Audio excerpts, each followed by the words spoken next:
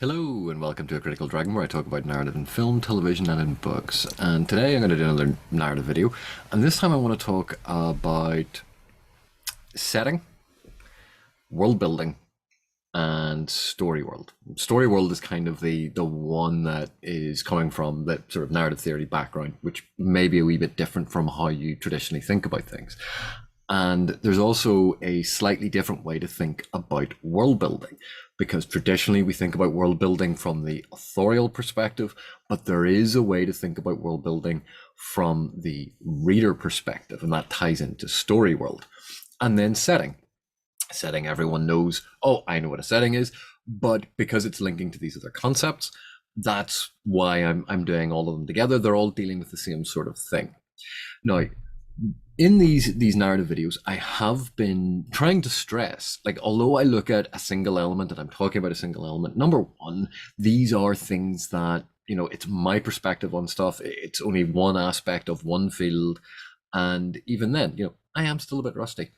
But the second thing to remember is every time I'm talking about one aspect, and I've lifted this aspect out of what general narrative is, and like for this one, looking at setting and that sort of stuff, even if we've taken it away from the rest of narrative, it is still connected to narrative. Narrative is greater than the sum of its parts, and every time we lift a small element out, it's still connected. So when we talk about setting, and when we talk about the story world, even when we talk about themes, all of these things are affected by the prose. You might want to talk about the setting, but the setting is invariably invoked through prose, and therefore prose has a discernible impact on setting. Character can impact setting, and character can impact the prose, and prose can impact the character. Because if it's written from a character perspective and the character has a certain background, then the prose can reflect that and be written in a different style, or a different style signals something about the character. Even when we take one of these elements out, and I do this with, when I do structural analysis, where I pare away a lot of the language to try and distill down to the core essence, in the same way when I was talking about narrative kernels and narrative satellites, paring away a lot of the prose and the different information and the perspectives that things are told from, to get down to the bare essentials of what the actual structure is, what is actually happening in terms of a almost like objective way of analyzing the event. And then we add all that stuff back in, because that tells us more about how that event is being relayed to us. And now that we know what the event is, and now we can see the finished product, we can see how the prose or the perspective has altered our perception of the event. That's why all of these things typically, although we isolate them, we think about them, we have these different concepts to allow us to conceptualize them and move them around and analyze them from different perspectives. Ultimately, everything has to be placed back into the narrative. Everything has to be analyzed in its conversation with and integration with the rest of the other narrative elements. So I just wanted to make that clear, because I think that sometimes we forget. We go, I want to look at how characterization was done. And you go, I'm going to talk about characterization, and this is how characterization is done. And we forget that so much of characterization, or the representation of characters in narrative, is going to be influenced by and connected to all of the other elements. And when we lift them out and do that, we sometimes snip off all of these edges as if it is a thing, and an object in and of itself, that can be removed from the narrative wholesale and go, yes, this is this thing. But always we have to consider the point of connection to the rest of the narrative. So sorry for going on about that, but I just wanted to make that clear. So world building, setting, and story world. So let's start with setting. Setting is usually the easiest, most straightforward, simplest thing to explain. Setting is where a scene takes place. That's it. That's what the setting is. And setting is typically both the physical sort of space, as well as the temporal. So a 1940s bar in London versus a 1980s bar in London would be two very different settings because of the difference in time period. So time period is important when you consider setting.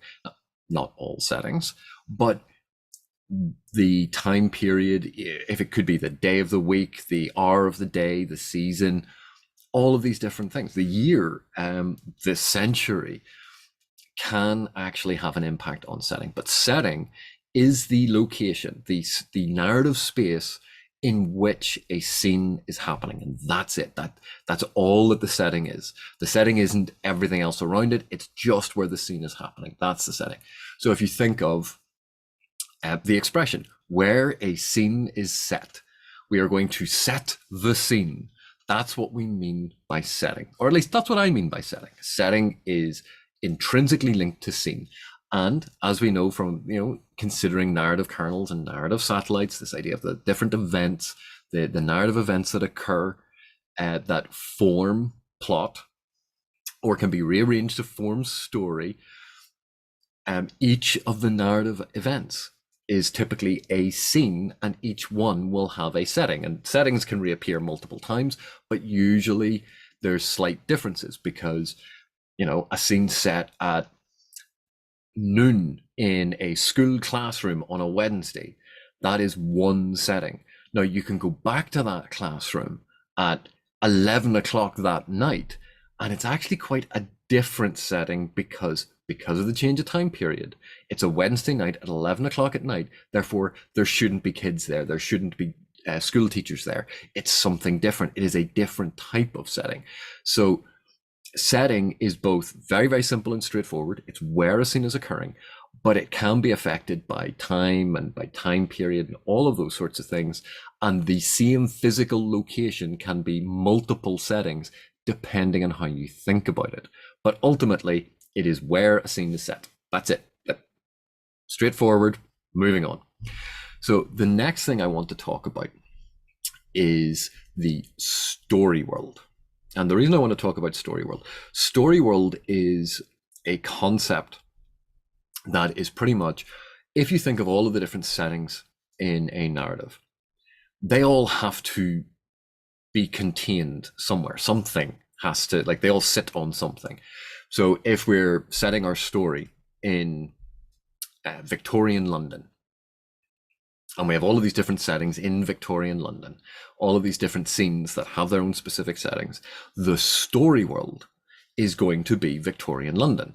And if in that narrative about Victorian or whatever's happening in Victorian London, they make reference to the Americas and something that's going on in America, then the story world has to be, yes, we have all of London because that's in the narrative, but there's reference to America in the Victorian time period. Therefore, that has to be part of the story world. So even though it's not depicted on the page, it's still part of the fictive reality that the narrative is set in, because America in the Victorian era exists within this narrative. Therefore, it is part of the overarching story world. So story world is not only all of the elements actually depicted in the narrative, but it is also all of the elements that are implied or referenced or suggested by the narrative. All of that forms the story world. But here's the kicker. It actually goes even further. So if you remember, I talked a bit about the Iceberg storytelling method, where we have the level like this, and we can pretend that this is basically the page. It's a representation of the page, and the author has written all of this information on it that when we read it, we create the top of the iceberg. And in this mixed metaphor, from what the author has actually written, that we've depicted the top of the iceberg, we as reader imagine underneath all of the rest of the iceberg, because it is implied by what is on the top. So while the author has only, in the text, has only depicted the top of the iceberg, has given us the barest information so that we understand what the top of the iceberg looks like. The subtext, the tone, different narrative techniques have been used to imply a much bigger world, a much bigger story, all of these other connections. And that exists as this stuff that is being implied by the text that we create in our heads. Now, when I said that the story world was everything that was depicted in the text, as well as everything that is referenced in the text and everything that is implied by the text, think about that for a second, because now, add in the iceberg method, everything that is implied, that all of this additional information has to be part of the story world. And as I said, this is where it gets a wee bit complex, because every reader has an individual reading experience. So when I read the text and I am 15 years old, the top of the iceberg is going to remain exactly the same, because the text is the text. The text doesn't change. But what is implied by the text, and I'm 15 years old, is going to be interpreted by me. My 15-year-old self is going to look at it and is going to make points of connection. It's going to have context for things. It's going to have cognitive and cognitive meanings associated with things. And that's going to create this shape underneath. But my 25-year-old self, who comes back and rereads it, has had a different life experience, different point in life. And therefore, the shape of that iceberg is now going to be completely different. There'll be some aspects that are the same, but actually the specific shape of the specific thing of that's being implied is going to change, because the narrative has changed. Remember, the narrative is the meaning that we create in our own heads, and that shifts over time. It depends on who we are, what our background is, how close attention we were paying to the text, our level of education, how many other books of this type have we read. All of these things, everything about us filters into an individual response to the text. So while the text remains static, the narrative remains flexible, and that narrative is created in our minds. And because the top of the iceberg is always going to be the same, because that's based exactly on the text, our reading experience is going to create a different implied world. Therefore, our story world, the story world for this specific narrative, is going to be different to someone else who has read it. There may be a lot of similarities, but there will always be an individual take. So story worlds are not fixed, and story worlds for a narrative, yes, they contain everything that is in the narrative. They contain everything that is referenced by the narrative. They contain everything that is implied by the narrative. And it's that last thing that suddenly expands it into a much more nebulous and destabilized position that is heavily dependent on reader interpretation. So that's why Storyworld is fascinating, because it is this big catch-all overarching structure of every element that the text has and can have and is imagined to have. So it's a very cool, very nebulous concept. And one of the reasons why it is interesting is if you talk, what is the setting of, say, John Carter of Mars? Because the setting, it's not Earth, because a whole load of it happens on Mars. It's not Mars, because a whole load of important things happen on Earth. So setting, you can see why I'm using setting very much to talk about the setting of a scene, where a scene is specifically happening, and it is a set series of locations and specific time periods and that sort of thing. But how then do we talk about the general narrative space inhabited by the diegesis? And you go, that's what the story world is. And the story world encompasses all of the different aspects of Mars, all of the different aspects of Earth, and the history of Earth and the history of Mars. All of those things are added together and form part of this story world, part of this narrative construction in which the diegetic reality, this fictive reality, actually exists. So that's why I make a difference between story world and setting. So world building, I hear you say, you have forgotten to talk about it. You haven't talked about it yet. And This is an odd one because we are very used to talking about world building very much from the author perspective. I don't think I need to go into a huge amount about the authorial version and approach to world building. It's that creative endeavor of building a fictive reality, of adding in the details to create verisimilitude and authenticity, of making a fictive reality feel real. And of course, it doesn't matter if it is a fantasy, science fiction, or even realist, mimetic fiction, because the author still has to have elements of world building to make it feel real. It's not enough to just say, oh, it's London. Adding in those little details, adding in those moments that make it feel like London or feel like a version of London. That's all aspects of world building. And how is this accomplished in a text? Yes, an author can take copious notes and design all of these different things. And within fantasy, we talk a lot about magic and magic systems, or we talk about secondary worlds. We talk about the metaphysical and physical laws of the story world or the fictive reality, and how they can be manipulated or changed. We can talk about metaphysical planes and whether the gods exist. All of these different elements, this sort of encyclopedic impulse to capture everything about all of these different details to make the world, this fictive reality, this story world, feel more real. And again, remember, story world is not referring to one planet. Story world is referring to the entire thing. But the world building element from an authorial perspective is very well understood. We all sort of can indulge in this impulse where we imagine what if, and we have these ramifications, and we play out when we make a change what the ramifications are for the world, and we integrate it into the reality. So for instance, if you had, let's say, I'm going to write a modern day urban fantasy novel and dragons exist and dragons have always existed. Now, can I have London and New York and Paris all being exactly the way that they are today? No, because if dragons have always existed and always been part of this reality, they would have changed London and Paris and New York. They may have changed the outcome of various wars. They would change how the military functioned. They would change our level of technology. Would people keep them as pets? How were they fed?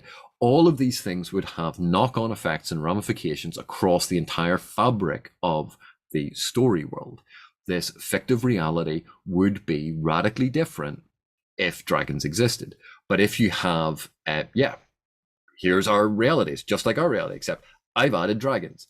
This is what happens when we feel, we sort of feel that the world building doesn't work, because the fantastical element or the new element, the novum, has not been integrated into the setting. It has not been integrated into the story world. It is just plunked on the top, and it's actually quite superficial. So it might be very cool. It might be very interesting.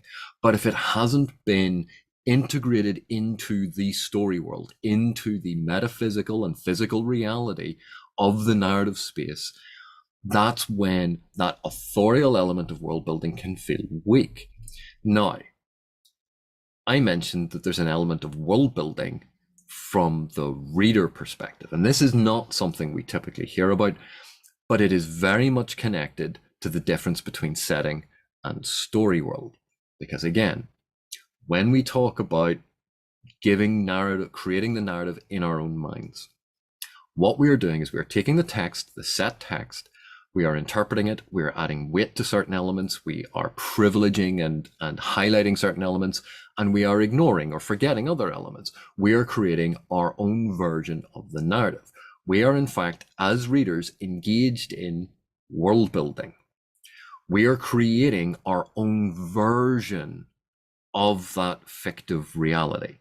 When you read the book and when I read the book, we experience different narratives. We are reading the same text, but what you read and what I read lead to different narratives being created, because your world building impulses, what you do in your head, what you are privileging, what you are ignoring, what you think is important and what you think isn't important, what you focus on, what you care about, your emotional reaction to certain things, your intellectual reaction to certain things, the contextual points of connection that you make, the cognitive points of connection that you make, the symbols that you interpret will be different to how I do it.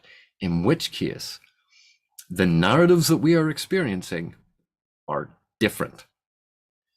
We've read the same book, we've experienced different narratives because what you have engaged in is the world building in your head, and I have engaged in world building in my head.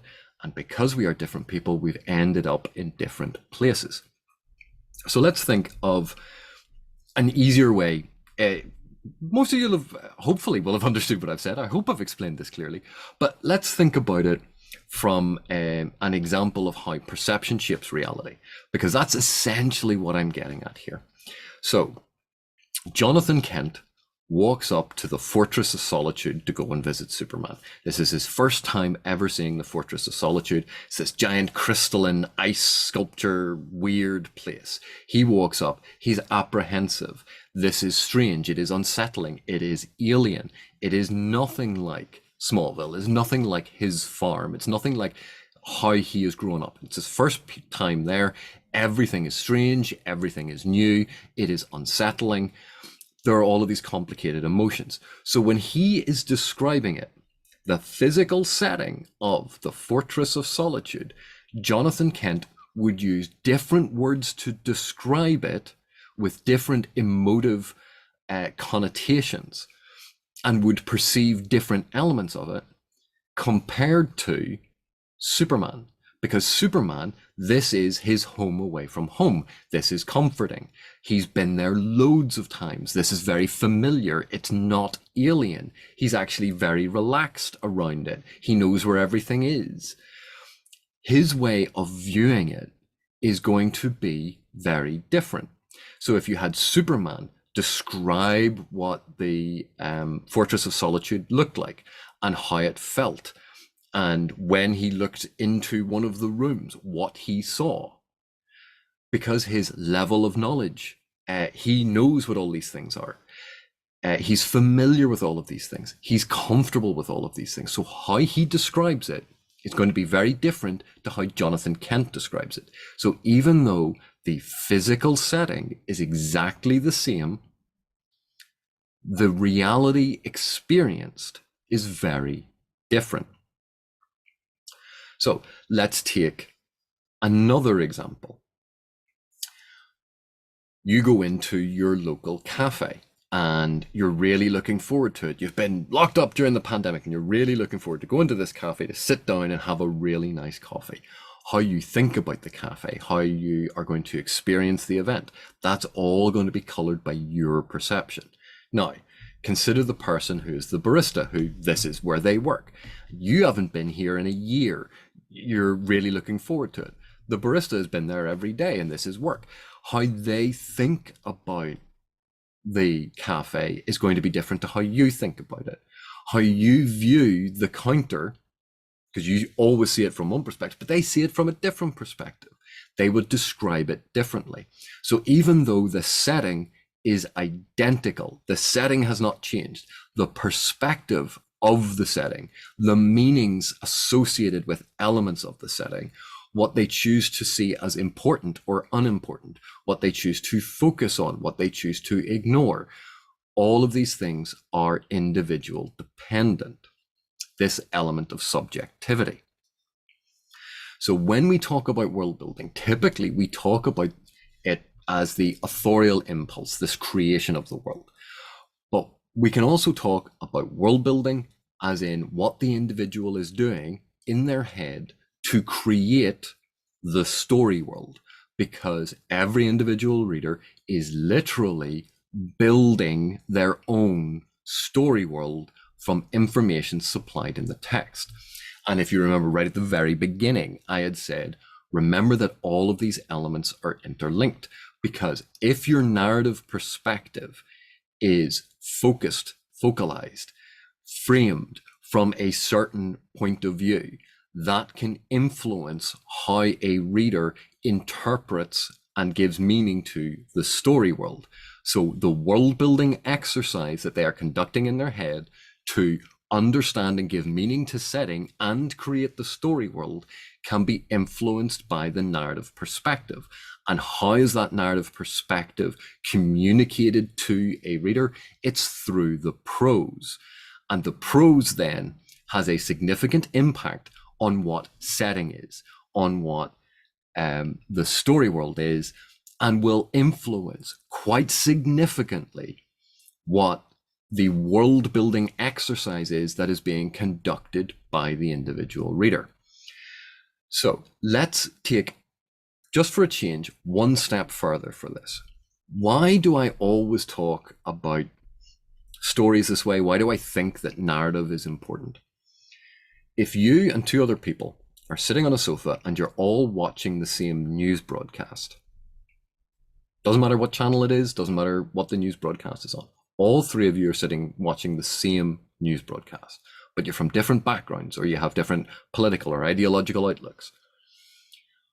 What you interpret from that news broadcast, the news broadcast is giving you a text, and you perform a world building exercise in your head where you give meaning to it, where you privilege and understand certain aspects of the information and what you're being told, and you de-emphasize or understand other aspects in different ways.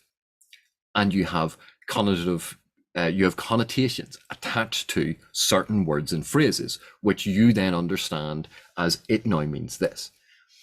Your interpretation of that news story can be absolutely, radically different from the other two people you're sitting with, because they are performing the same act. And while the news story is giving you that little tiny bit of the iceberg above the water, you are, through your world building exercise, are creating this gigantic structure underneath of implied meaning. And you take in the entirety of this thing, this story world, as what you got from the news story. But the people sitting next to you have done exactly the same thing. And if they don't have exactly the same background, and if they're not from the same culture, or they don't hold with the same ideological principles, they may interpret that news story in a radically different way. And I don't know if you've ever noticed this on social media. Maybe it's happened to you, but you've seen something and gone, oh, that thing that person said is very funny. And the next comment to it has been, how dare you say that? That's very offensive. And then someone else has commented going, but this is a common phrase where I come from. I'm not understanding why you're upset, and on and on and on. Or alternatively, someone puts up a set of statistics from something and you go, oh, that clearly proves X because it's connected to X, Y, and Z. Someone else looks at it and goes, oh, but that clearly is connected to A because it's A, B, and C.